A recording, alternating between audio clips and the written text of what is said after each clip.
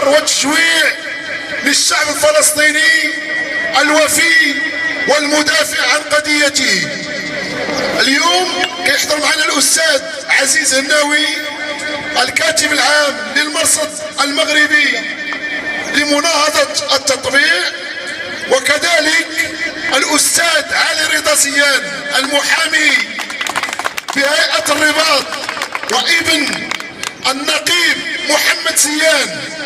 النقيب محمد زيان شيخ المعتقلين السياسيين اليوم اللي حضر تأييد ودعم منقطع النظير من قبل عموم المغاربة.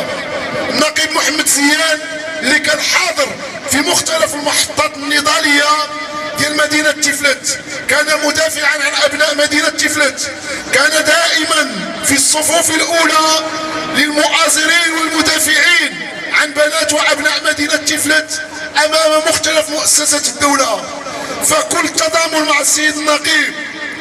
زين ماشي وحده، زين ماشي وحده، وزين ماشي وحده، زين ماشي وحده، ومعاه حنايا كاملين، ومعاه حنايا كاملين، وزين ماشي وحده، زين ماشي وحده، ومعاه حنايا كاملين، ومعاه حنايا كاملين، وزين ماشي وحده، زين ماشي وحده، ومعاه حنايا كاملين، ومعاه حنايا كاملين، وزين ماشي وحده، زين ماشي وحده، ومعاه حنايا كاملين، ومعاه حنايا كاملين، وزين ماشي وحده، زين ماشي وحده، ومعاه